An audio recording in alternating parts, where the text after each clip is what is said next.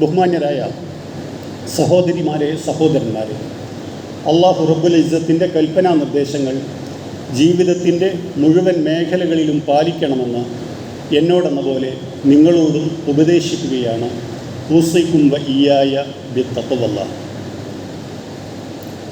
അള്ളാഹു നമ്മെ എന്തിന് ഇക്കാലത്ത് ജീവിപ്പിച്ചു? ഇതിനേക്കാൾ നല്ലൊരു കാലത്ത് പടച്ചവന് നമ്മെ ജീവിപ്പിക്കാമായിരുന്നല്ലോ. കാലം മോശമാണ് എന്ന വിചാരം ഇടയ്ക്കിടയ്ക്ക് കടന്നു വരുമ്പോൾ വ്യക്തിപരമായ അത്തരം ചില അനുഭവങ്ങൾ മക്കളിൽ നിന്നോ മാതാപിതാക്കളിൽ നിന്നോ സഹോദരന്മാരിൽ നിന്നോ ഒക്കെ ഉണ്ടാകുമ്പോൾ സാമൂഹ്യ രാഷ്ട്രീയ അന്തരീക്ഷങ്ങളിൽ നമ്മളുടെ ആഗ്രഹങ്ങൾക്ക് തീർത്തും വിരുദ്ധമായി ഭയാനകമെന്ന് നമ്മൾക്ക് തോന്നിക്കുന്ന സാഹചര്യങ്ങൾ ഉണ്ടാകുമ്പോൾ പ്രതീക്ഷയുടെ അറ്റമെവിടെയും കാണുന്നില്ലല്ലോ എന്ന് ആശങ്കപ്പെടുമ്പോൾ ചിന്തിച്ചു പോകാവുന്ന ഒരു കാര്യമാണിത്. മാർട്ടിൻ ലൂതർ കിങ് ജൂനിയറിൻ്റെ അവസാനത്തെ ഒരു പ്രസംഗമുണ്ട്. I have been to the mountain top എന്നാണ് ആ പ്രസംഗത്തിൻ്റെ ടൈറ്റിൽ. 1968 ഏപ്രിൽ 3 അദ്ദേഹം നടത്തുന്ന പ്രസംഗമാണ്. അദ്ദേഹം കൊല്ലപ്പെടുന്നത് അതിൻ്റെ തൊട്ട് പിറ്റേ ദിവസമാണ്. വളരെ മനോഹരമാണ് ആ പ്രസംഗം. അതിലദ്ദേഹം പറയുന്നു, ദൈവം എന്നെ കാലത്തിൻ്റെ തുടക്കത്തിൽ കൊണ്ടുവന്ന് നിർത്തി എന്ന് ഞാൻ സങ്കല്പിക്കുകയാണ്. എന്നിട്ട് ദൈവം എന്നോട് ചോദിക്കുകയാണ്, മാർട്ടിൻ, നിനക്ക് ഏത് കാലത്ത് വേണം നിനക്ക് ജീവിക്കാൻ എന്നൊരു സ്വാതന്ത്ര്യം തരികയാണ്. അങ്ങനെ ഞാൻ പഴയ ഈജിപ്ഷ്യൻ സംസ്കാരത്തിൻ്റെ കാലഘട്ടത്തിലേക്ക് ഞാൻ സഞ്ചരിച്ചു. ചെങ്കടൽ മുറിച്ചു കടന്ന് നൈലിൻ്റെ തീരങ്ങളിലൂടെ ഞാൻ ആ മഹിതമായ സംസ്കാരം കണ്ടു. ദൈവത്തോട് ഞാൻ പറഞ്ഞു, എനിക്കിവിടെ ജീവിക്കേണ്ട. അപ്പോൾ ദൈവം എന്നെ ഗ്രീസിലേക്ക് കൊണ്ടുപോയി. ഏതൻസിൻ്റെ തെരുവിലൂടെ അരിസ്റ്റോട്ടിലും പ്ലേറ്റോയും സോക്രട്ടീസുമൊക്കെ നടക്കുന്നത് ഞാൻ കണ്ടു. അവരുടെ പ്രബോധനങ്ങൾ ഞാൻ അറിഞ്ഞു. പക്ഷെ ഞാൻ പറഞ്ഞു, എനിക്കിവിടെ ജീവിക്കേണ്ട. പിന്നീട് എന്നെ റോമിലേക്ക് കൊണ്ടുപോയി. പിന്നീട് നവോത്ഥാനത്തിൻ്റെ റിനയസൻസിൻ്റെ കാലത്തിലേക്ക്, അബ്രഹാം ലിങ്കൻ്റെ കാലത്തേക്ക് ഒക്കെ കൊണ്ടുപോയി എന്ന് പറഞ്ഞ് അവസാനം അദ്ദേഹം ആ കഥ അവസാനിപ്പിക്കുന്നിടത്ത് പറയുന്നു, അവസാനം ദൈവം എന്നോട് ചോദിച്ചു, ഇങ്ങനെയെങ്കിൽ നിനക്കെവിടെയാണ് നിനക്ക് ജീവിക്കേണ്ടത്? കാരണം ഞാൻ കൊണ്ടുപോയ സ്ഥലങ്ങളൊന്നും നിനക്ക് വേണ്ടല്ലോ. ഞാൻ ദൈവത്തോട് പറഞ്ഞു, എനിക്ക് 20-ാം നൂറ്റാണ്ടിൻ്റെ 2ാം പകുതിയിൽ, അതിൻ്റെ തുടക്കത്തിൽ അമേരിക്കയിലെ ടെന്നസിയിലാണ് ദൈവമേ നീ എന്നെ ജീവിപ്പിക്കേണ്ടത്. അതിനാലാണ് ഞാനിവിടെ ഉണ്ടായത് എന്ന് ഒരു കഥ പോലെ അദ്ദേഹം പറയുന്നു. കാലം മോശമാണ്, സാഹചര്യങ്ങൾ ഒട്ടും അനുകൂലമല്ല എന്ന് വിചാരിക്കുന്നിടത്ത് അല്ല, കാലത്തെ മാറ്റാനുള്ള ശേഷി തന്നുകൊണ്ടാണ് പടച്ചവൻ എന്നെ സൃഷ്ടിച്ചിരിക്കുന്നത് എന്ന് കരുതുന്ന ദൈവവിശ്വാസിയായ ഒരാളെ സംബന്ധിച്ചിടത്തോളം ചില പാഠങ്ങളുള്ള ഒരു കഥയാണ് മാർട്ടിൻ ലൂതർ പറയുന്നത്. കരുണാവാരിധിയായ അള്ളാഹു റബ്ബുൽ ഇസ്സത്തിൻ്റെ തീരുമാനമാണ് നമ്മൾ ഈ കാലത്ത്, ഈ സമയത്ത്, ഈ സാഹചര്യത്തിൽ ഇവിടെ ജീവിക്കണം എന്നുള്ളത്. പക്ഷേ കാലഘട്ടത്തിന് ചില പ്രശ്നങ്ങളുണ്ടാകും. റസൂലുള്ളാഹി സ്വല്ലല്ലാഹു അലൈഹി വസല്ലമ അവിടുത്തെ ചില ഹദീസുകളിൽ ഇക്കാര്യം പറഞ്ഞിട്ടുണ്ട്. തിർമിദി ഉദ്ധരിച്ച ഒരു ഹദീസ്, യഅ്തി അലന്നാസി സമാൻ, ഒരു കാലം വരും, അസ്വാബിർ ഫീഹിം അലാ ദീനിഹി കൽ ഖാബിദി അലൽ ജംറി, അക്കാലത്ത് ദീനിൽ ഉറച്ചു നിൽക്കുക എന്ന് പറഞ്ഞു കഴിഞ്ഞാൽ കൈവെള്ളയിൽ കൽക്കരി, കത്തുന്ന കൽക്കരി വെക്കുന്നത് പോലെയാണ്. സുനൻ അബൂ ദാവൂദിൽ ഈ ഹദീസിനെ കുറിച്ച്, ഈ ഹദീസിൻ്റെ മറ്റൊരു ഭാഗം വരുന്നുണ്ട്. റസൂലുള്ള പറയുന്നു, ഇന്ന വറാഅക്കും അയ്യാമ സ്വബർ, നിങ്ങൾ ക്ഷമ പാലിക്കേണ്ടുന്ന, ക്ഷമ പ്രസക്തമാകുന്ന ഒരു കാലം നിങ്ങൾക്ക് ശേഷം വരും. ആ സ്വബർ ഫീഹിന കബലിൻ അലൽ ജംറി. അക്കാലത്തെ ക്ഷമ എന്ന് പറയുന്നത് നിങ്ങൾ കൈവെള്ളയിൽ കൽക്കരി പിടിക്കുന്ന പോലെയാണ്, കത്തുന്ന കൽക്കരി പിടിക്കുന്ന പോലെയാണ്. ലിൽ ആമിലി ഫീഹിന്ന അജ്റുൻ 50 റജുലൻ യഅമലൂന മിസ്ല അമലി. അക്കാലത്ത് സൽക്കർമ്മങ്ങൾ അനുഷ്ഠിക്കുന്ന ആളുകൾക്ക് 50 പേരുടെ സൽക്കർമ്മങ്ങളുടെ പ്രതിഫലമായിരിക്കും നൽകുക. അത്ഭുതം കൂറിയ സഹാബികൾ റസൂലുള്ളാഹി സ്വല്ലല്ലാഹു അലൈഹി വസല്ലമയോട് ചോദിച്ചു, റസൂലെ, ഞങ്ങളിലെ 50 പേരുടെ പ്രതിഫലമോ അല്ല അക്കാലത്ത് ജീവിക്കുന്ന 50 പേരുടെ പ്രതിഫലമോ? റസൂലുള്ള പറഞ്ഞു, ബൽ 50 മിൻകും, നിങ്ങളിൽ നിന്നുള്ള 50 പേരുടെ പ്രതിഫലം. നമുക്കറിയാം സഹാബികളുടെ പദവിയെക്കുറിച്ച്, അവർക്ക് ദീനുൽ ഇസ്ലാമിലുള്ള സ്ഥാനത്തെക്കുറിച്ച്. മികച്ച നൂറ്റാണ്ടുകൾ ഏത് എന്ന് നമ്മൾ പറയുമ്പോൾ നമ്മൾ സംസാരിക്കുന്നത് റസൂലുള്ളാഹി സ്വല്ലല്ലാഹു അലൈഹി വസല്ലമയ്ക്ക് ശേഷം തൊട്ടുടനെ വരുന്ന 3 നൂറ്റാണ്ടുകളെക്കുറിച്ചാണ്. നക്ഷത്ര സമാനം എന്ന് വിശേഷിപ്പിക്കപ്പെട്ടവരാണ് നമ്മളുടെ സഹാബികളായ, റസൂലിൻ്റെ സഹാബികളായ ആളുകൾ. അവരിലെ 50 പേരുടെ പ്രതിഫലം കിട്ടാൻ പാകത്തിനുള്ളൊരു കാലത്ത് നമ്മെ ജീവിപ്പിക്കും, നിങ്ങളെ ജീവിപ്പിക്കും എന്ന് പറയുന്നത് അള്ളാഹുവിൻ്റെ കരുണയല്ലെങ്കിൽ പിന്നെ മറ്റെന്താണ് എന്ന് നമ്മൾ ആലോചിക്കേണ്ടതുണ്ട്. തന്നാലാവും വിധം ഇത്തരം കാലത്ത് പ്രവർത്തനങ്ങൾ ചെയ്യുക എന്നുള്ളത് വളരെ മുഖ്യമാണ്. നമ്മുടെ ജീവിതാവസ്ഥകൾ വ്യത്യസ്തമായിരിക്കാം. വിദ്യാർത്ഥിയായിരിക്കാം, കച്ചവടക്കാരനായിരിക്കാം, ഓണ്ടർപ്രണറായിരിക്കാം, വീട്ടമ്മയായിരിക്കാം, വല്യമ്മയായിരിക്കാം. പക്ഷേ ഏതവസ്ഥയിലും നിങ്ങൾ ജീവിക്കുമ്പോഴും നിങ്ങൾ ഇക്കാലത്ത് ജീവിപ്പിച്ചു കൊണ്ടിരിക്കുന്ന അള്ളാഹുവിനുള്ള നന്ദി എന്നുള്ള രീതിയിൽ ആ കാലഘട്ടത്തോട് ശരിയായ രീതിയിൽ പ്രതികരിച്ചുകൊണ്ട് നമ്മളുടെ അമലുകൾ, നമ്മളുടെ കർമ്മങ്ങൾ വ്യക്തിതലത്തിലും സാമൂഹ്യ തലത്തിലും നിർവഹിക്കുക എന്ന ഉത്തരവാദിത്തമാണ് പടച്ചവൻ നമ്മെ അർപ്പിച്ചിരിക്കുന്നത്. ചിലപ്പോൾ നമ്മൾ വിചാരിക്കും, ഞാൻ എന്ത് ചെയ്യാനാണ് ഇക്കാര്യത്തിൽ എന്ന്. മാത്രമല്ല, അങ്ങനെ ഒരു തോന്നലുണ്ടായിക്കഴിഞ്ഞാൽ പലപ്പോഴും നമ്മിലേക്ക് ഒതുങ്ങി ജീവിക്കാൻ നമ്മൾക്ക് തോന്നും.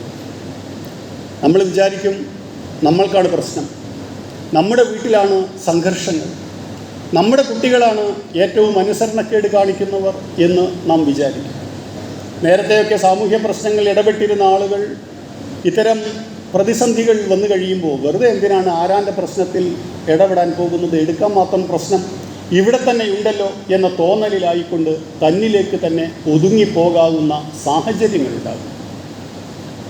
നാട്ടിലെ ഇസ്ലാം വിരുദ്ധതയുടെ, ഭീകരതയുടെ അന്തരീക്ഷം ഇങ്ങനെ കൂടുതൽ കറുത്തു വരികയാണോ എന്ന് തോന്നുന്ന ഘട്ടത്തിൽ ഇനി നല്ലത് നമുക്ക് ഇത്തരം കാര്യങ്ങളെക്കുറിച്ചുള്ള ആലോചനകളും ചിന്തകളും ഒഴിവാക്കുന്നതാണ്. കാരണം ഈ ആലോചനകൾ തന്നെ നമുക്ക് തരുന്ന സ്ട്രെസ്സും സ്ട്രെയിനുമൊന്നും നമ്മെ സംബന്ധിച്ചിടത്തോളം സഹിക്കാൻ കഴിയുന്നില്ല എന്ന് വിചാരിച്ച് നമ്മൾ ഒതുങ്ങിപ്പോകാനുള്ള സാധ്യതകളുണ്ട്.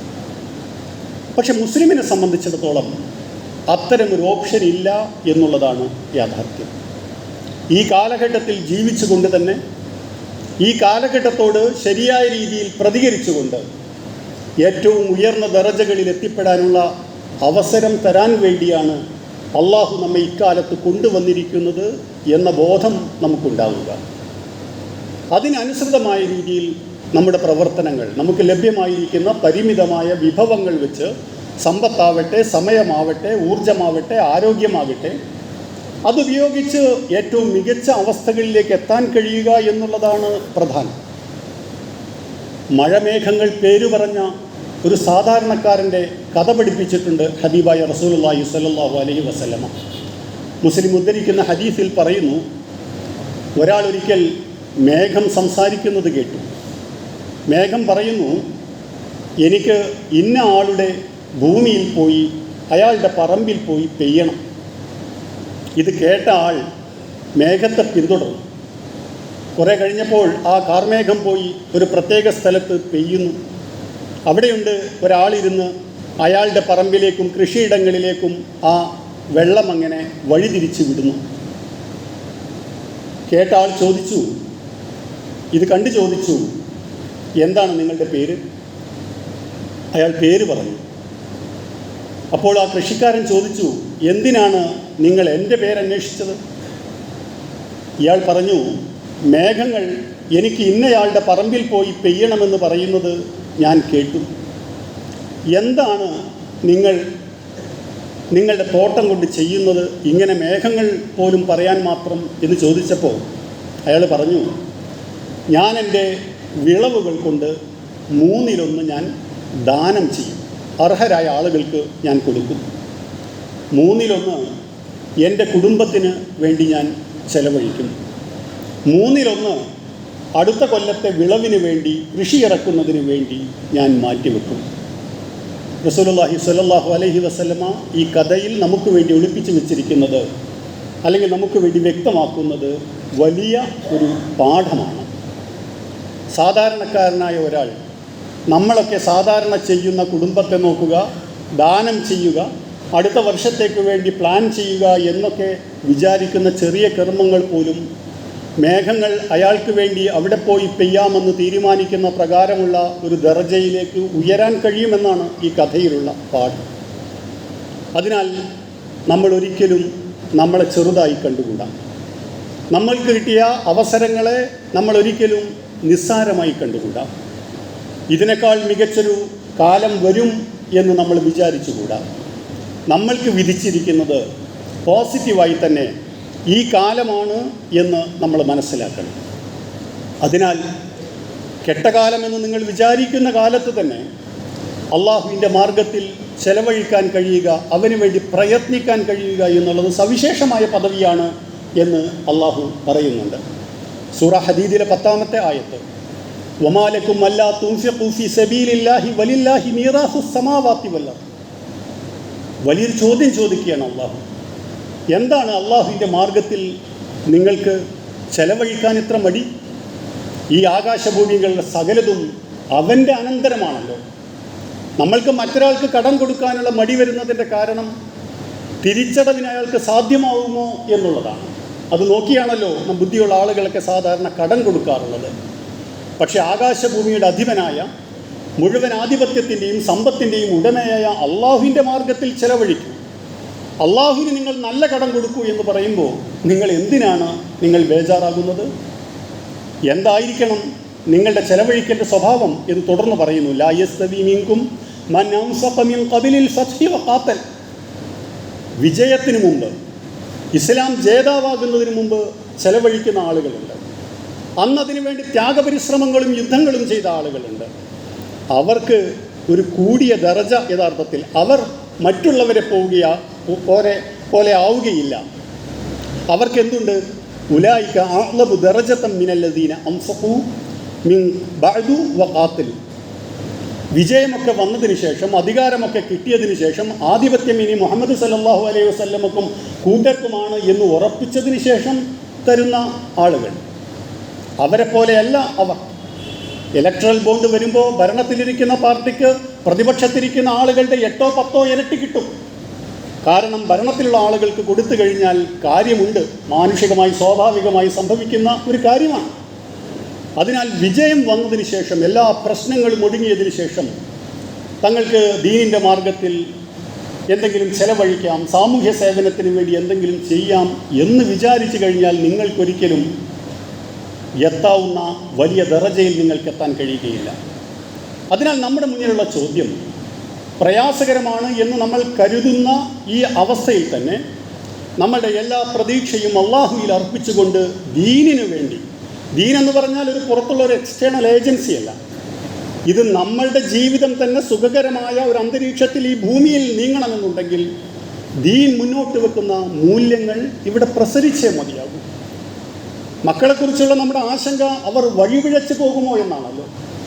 പിശാചിൻ്റെ ആളുകൾ യാതൊരു നിയന്ത്രണങ്ങളുമില്ലാതെ ഓടി നടക്കുന്ന ഈ ഘട്ടത്തിൽ പടച്ചവനെ ആര് സംരക്ഷിക്കും? നമ്മുടെ മക്കളെ, നമ്മുടെ ഭാര്യയും സന്താനങ്ങളെയും കുടുംബത്തെയും എന്നുള്ള ആധിയാണല്ലോ. ആ അന്തരീക്ഷം താനെ ഇല്ലാതാവും എന്ന് നിങ്ങൾ കരുതുകയാണ്. 24 മണിക്കൂറും ജാഗരൂകരായിരിക്കുന്ന പിശാചിനെയും അവൻ്റെ അനുയായികളെയും നിങ്ങൾ ഇത്ര നിസ്സാരമായി കാണുകയാണ്. അവനും അവൻ്റെ അനുയായികളും സദാ നിങ്ങളെ നോക്കിക്കാണുന്നുണ്ട് എന്ന് ഞാൻ നിങ്ങളോട് പറഞ്ഞതല്ലേ എന്ന് അള്ളാഹു ചോദിക്കുകയാണ്. അതിനാൽ നമ്മളെപ്പോഴും അള്ളാഹുവിൻ്റെ മാർഗത്തിൽ നമ്മൾ മോശമാണെന്ന് കരുതുന്ന കാലഘട്ടത്തിൽ തന്നെ ഇത് നമുക്ക് പ്രവർത്തിക്കാനുള്ള ഒരു ഓപ്പർച്യൂണിറ്റിയാണ് എന്ന് മനസ്സിലാക്കിക്കൊണ്ട് മുന്നോട്ട് വരിക എന്നുള്ളത് പ്രധാനമാണ്. വകുല്ലം വഅദല്ലാഹുൽ ഹുസ്ന, അള്ളാഹു എല്ലാവർക്കും ഏറ്റവും നല്ല പ്രതിഫലം അവൻ വാഗ്ദാനം ചെയ്യുന്നുണ്ട്. അത് വേണോ വേണ്ടയോ എന്നുള്ളതാണ് ചോദ്യം. വല്ലാഹു ബിമാ തഅമലൂന ഖബീർ, നിങ്ങൾ ചെയ്തുകൊണ്ടിരിക്കുന്നത് എന്താണ്? 2025 ഇത്തരം ചില സന്ദർഭങ്ങൾ വന്നപ്പോൾ, അല്ലെങ്കിൽ നിങ്ങളുടെ ജീവിത സന്ദർഭങ്ങളിൽ 21-ാം നൂറ്റാണ്ടിൻ്റെ തുടക്കത്തിൽ ചില ഘട്ടങ്ങൾ വന്നപ്പോൾ ആ ഓപ്പർച്യൂണിറ്റി നിങ്ങൾ ഉപയോഗിച്ചോ ഇല്ലയോ ഞാൻ കണ്ടുകൊണ്ടിരിക്കുന്നുണ്ട്, ഞാൻ അറിഞ്ഞുകൊണ്ടിരിക്കുന്നുണ്ട്. ഈ ആയത്തുകൾ കേട്ടാണ് ത്യാഗികളായ സഹാബിമാർ അവരുടെ ജീവിതങ്ങളിൽ അവർക്കുണ്ടായിരുന്നത് മുഴുവൻ അള്ളാഹുവിൻ്റെ മാർഗത്തിൽ അവർ ചെലവഴിച്ചത്. മാനുഷികമായി തന്നെ എല്ലാവരും മുഴുവനായി ചെലവഴിച്ച ആളുകളല്ല, പകുതി ചെലവഴിച്ച ആളുകൾ. തബൂക്ക് യുദ്ധത്തിൻ്റെ കഥ നമ്മൾ പറഞ്ഞിട്ടുണ്ട്. ഒന്നും ചെലവഴിക്കാനില്ലാതിരുന്നപ്പോൾ ചെലവഴിക്കണമല്ലോ എന്ന് കരുതി, അതിനുവേണ്ടി എന്തെങ്കിലും വേണമല്ലോ എന്ന് കരുതി രാത്രി മുഴുവൻ വെള്ളം കോരി പിറ്റേന്ന് അതിന് കിട്ടിയ പ്രതിഫലം ഈത്തപ്പഴങ്ങളായി 3-4 ചുളകൾ അള്ളാഹുവിൻ്റെ റസൂലിന് കൊണ്ടുവന്ന് സംഭാവന കൊടുത്ത ആളുകൾ. അവരുടെ ദറജ ഒട്ടും മോശമല്ല. കാരണം തങ്ങൾക്ക് കിട്ടിയത് വെച്ച് എന്ത് ചെയ്യാമെന്ന് ആലോചിച്ച ആളുകളാണ്. ഈ കഥകൾ കേൾക്കുമ്പോൾ ഇതൊക്കെ സഹാബികളെപ്പോലെ വലിയ ദറജയുള്ള ആളുകൾക്ക് കഴിയും, അവർക്ക് മാത്രമേ കഴിയൂ എന്ന് നമ്മൾ തെറ്റിദ്ധരിക്കരുത്. തിരൂരങ്ങാടി യതീംഖാന നമ്മുടെ നാട്ടിലുള്ളൊരു സ്ഥാപനമാണ്.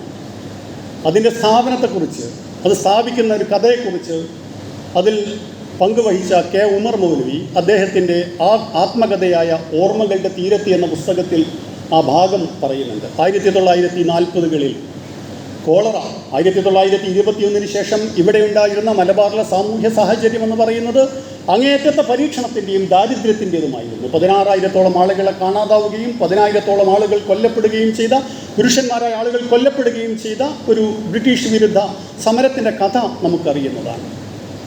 അത്രയും ദാരിദ്ര്യത്തിലുള്ള സമൂഹത്തിലാണ് 2-ാം ലോക മഹായുദ്ധത്തിൻ്റെ ഘട്ടം, അതിൻ്റെ ഇമ്പാക്റ്റ് ഉണ്ടായിക്കൊണ്ടിരിക്കുന്ന ഘട്ടത്തിൽ തന്നെ കോളറ പടർന്നു പിടിക്കുന്നത്. അങ്ങനെ അന്ന് തിരൂരങ്ങാടിക്കടുത്തുള്ള കക്കാട് ഒരു നായർ ഫാമിലിയിൽപ്പെട്ട ഒരാൾ കുട്ടികളെ, അനാഥ കുട്ടികളെ സംരക്ഷിക്കുന്നതിന് വേണ്ടി അദ്ദേഹത്തിൻ്റെ വീട്ടിൽ കൊണ്ടുപോയി പാർപ്പിച്ചു.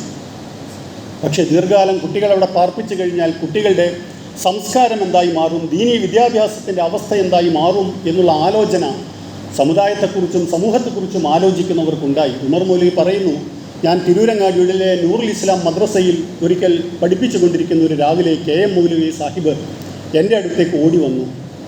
അദ്ദേഹം ഈ വിവരം പറഞ്ഞു, ഇങ്ങനെ നമ്മുടെ കുട്ടികളെ നമ്മൾ വിട്ടുകൊടുത്തു കഴിഞ്ഞാൽ നമ്മുടെ തലമുറയുടെ കാര്യം എന്താകും? അതിനാൽ ഈ അനാഥ സംരക്ഷണത്തിന് വേണ്ടി ആളുകൾ ഇങ്ങനെ മരിച്ചുകൊണ്ടിരിക്കുകയാണ്. കോളറയുടെ കഥകൾ ഞാൻ പ്രത്യേകം വിശദീകരിക്കേണ്ടതില്ല, വായിച്ചിട്ടുള്ള ആളുകൾക്ക് അറിയാൻ പറ്റും. അതിനാൽ നമുക്ക് എന്തെങ്കിലും ചെയ്യാൻ അവരുടെ കയ്യിൽ പണമൊന്നുമില്ല. അതിനാൽ KM മൗലവി ഉമർ മൗലവിയോട് പറഞ്ഞു, JDT എന്ന് പറയുന്ന ഒരു സ്ഥാപനം കോഴിക്കോട് അന്നേ ഉണ്ടല്ലോ. മലബാർ കലാപത്തെ തുടർന്ന് ഇവിടെ അശരണരായിപ്പോയ ആളുകളെ സംരക്ഷിക്കാൻ വേണ്ടിയിട്ട് പഞ്ചാബിൽ നിന്നുള്ള കസൂരി സഹോദരന്മാർ വന്ന് തുടങ്ങുന്ന സ്ഥാപനമാണ് നമ്മുടെ JDT എന്നുള്ളത് നിങ്ങൾക്കറിയുമായിരിക്കും.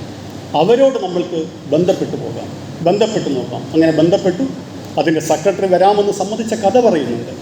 തിരൂരങ്ങാടിയിൽ നിന്ന് പരപ്പനങ്ങാടിയിലേക്ക് കുതിരവണ്ടി വിളിക്കണമെങ്കിൽ 2.5 അണ വേണം. അത് കൊടുക്കാനില്ല. അതിനാൽ ആ മഴക്കാലത്ത് ചെളി നിറഞ്ഞ പാതയിലൂടെ നടക്കാമെന്ന് തീരുമാനിച്ചു.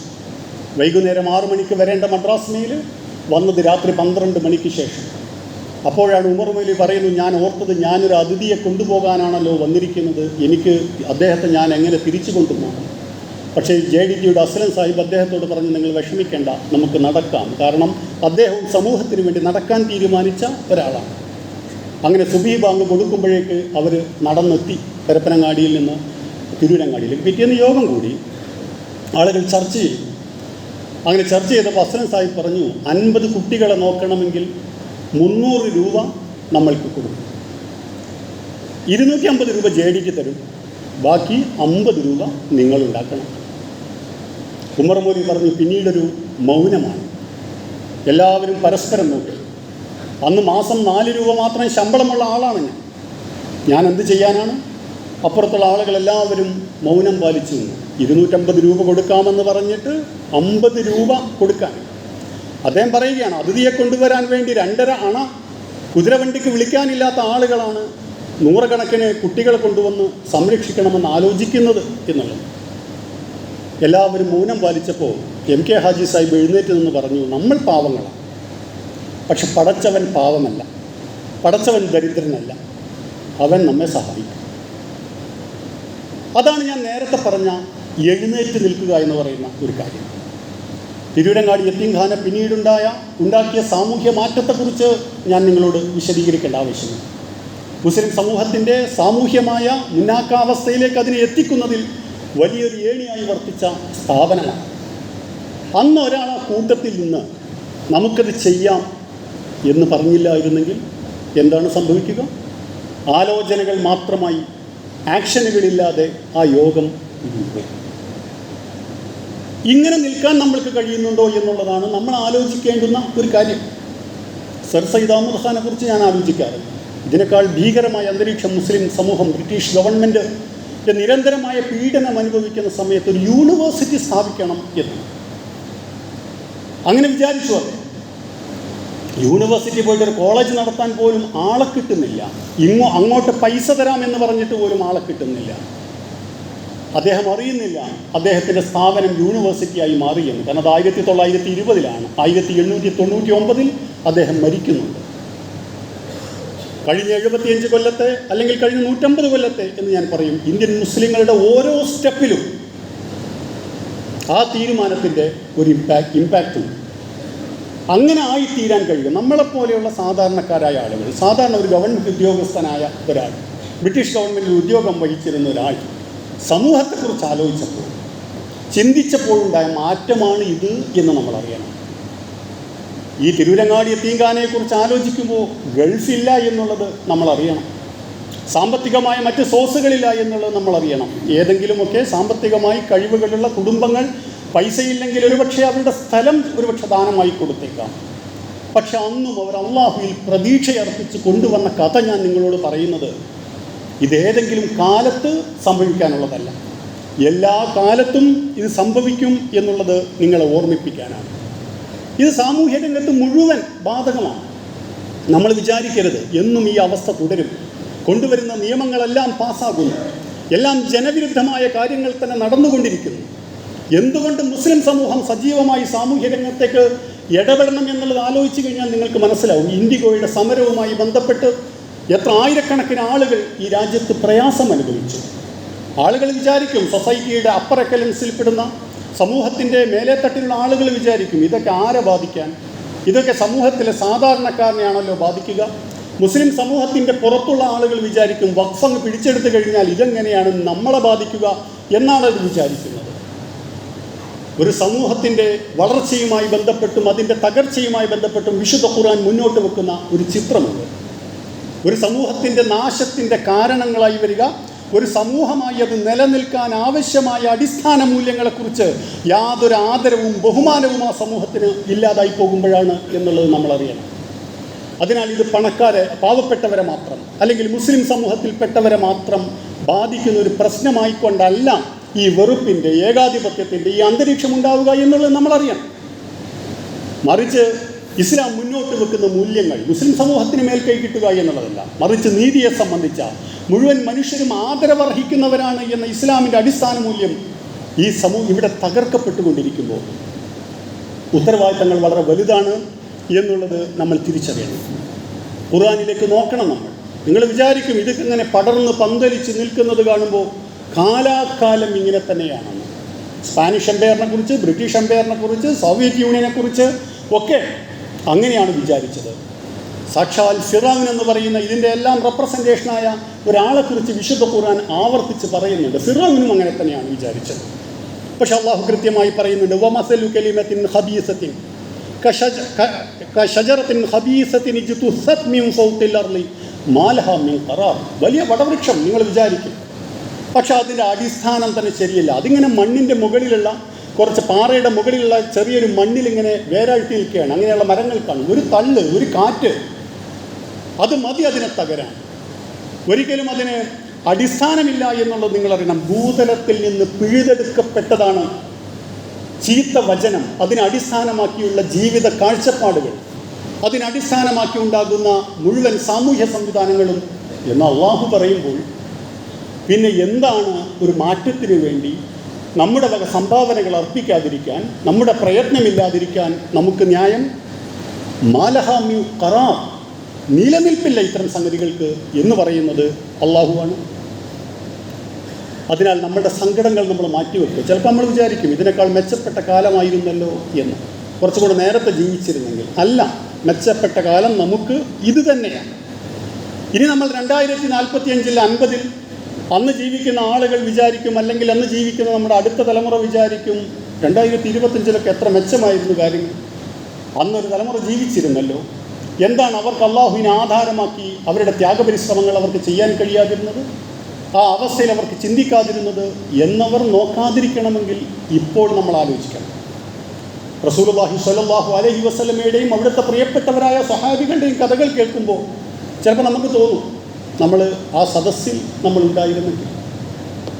ആരാണ് നമ്മൾക്ക് ഗ്യാരണ്ടി തന്നത് റസൂലിൻ്റെ കാലത്ത് നമ്മൾ ജീവിച്ചിരുന്നെങ്കിൽ നമ്മൾ റസൂലിൻ്റെ പക്ഷത്ത് തന്നെയാവുമെന്ന്? അധികാരവും സ്വാധീനവുമുള്ള ആളുകളുടെ പക്ഷത്താണല്ലോ ഭൂരിപക്ഷം ആളുകളും നിലയുറപ്പിച്ചുകൊണ്ടിരിക്കുന്നത്.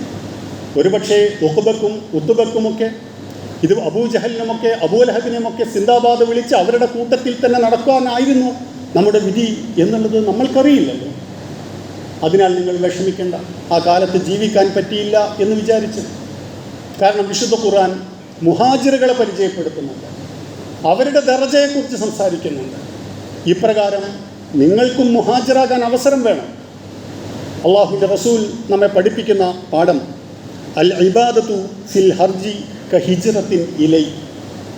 കുഴപ്പത്തിൻ്റെ കാലത്ത്, ആകെ മൊത്തം മോശമാണ് എന്ന് നിങ്ങൾ വിചാരിക്കുന്ന കാലത്ത് നിങ്ങൾ ചെയ്യുന്ന ഇബാദത്ത്, നിങ്ങൾ അള്ളാഹുവിൻ്റെ മാർഗത്തിൽ നിങ്ങൾ അനുഷ്ഠിക്കുന്ന കാര്യം, അത് എന്നിലേക്ക് ചെയ്യുന്ന ഹിജ്റയാണ്. ഇതിൽ പരം എന്ത് വാഗ്ദാനമാണ് അള്ളാഹു നമുക്ക് നൽകേണ്ടത്? ഞാൻ നേരത്തെ ഓതി വെച്ച സൂറ ഹദീദിൻ്റെ അടുത്ത ഭാഗത്ത് അള്ളാഹു പറയുന്നു, യുസബ്ബിതുല്ലാഹു അല്ലദീന ആമനൂ ബിൽ ഖൗലി സാബിതി ഫിൽ ഹയാത്തി ദുനിയാ വൽ ആഖിറ. വിശ്വാസികളായ ആളുകളെ അള്ളാഹു ഉറപ്പിച്ചു നിർത്തും. ആഖിറത്തിൽ മാത്രമല്ല, ഈ ദുനിയാവിലും ആഖിറത്തിൽ. വാഗ്ദാനം അള്ളാഹുവിൻ്റെതാണ്. അതിനാൽ നിരാശപ്പെടാൻ കാരണങ്ങളില്ല നമുക്ക്. അതിനാൽ പ്രവർത്തിക്കാതിരിക്കാൻ ന്യായങ്ങളില്ല. അതിനാൽ അള്ളാഹു നമുക്ക് തന്നിരിക്കുന്ന എന്തൊക്കെയാണ് നിഅമത്തുകൾ, എന്തൊക്കെയാണ് ജീവിതാവസ്ഥകൾ എന്ന് നിരന്തര പരിശോധന നടത്തുക. നമ്മൾക്ക് തന്നിരിക്കുന്ന ആയുസ്, ആരോഗ്യം, ഊർജം, സമയം, സന്തതികൾ, സമ്പത്ത്, വിദ്യാഭ്യാസം, വാട്ടെവർ ഇറ്റ് മേ, ഇതെല്ലാറ്റിനും നമ്മൾ എന്താണ് അള്ളാഹുവിന് നന്ദിയായി കൊടുത്തുകൊണ്ടിരിക്കുന്നത് എന്ന് നമ്മൾ ആലോചിക്കുക. എൻ്റെയും നിങ്ങളുടെയും നന്ദി ആവശ്യമുള്ളവനല്ല അള്ളാഹു ഖുർആൻ നമ്മെ പഠിപ്പിച്ചിട്ടുണ്ട്.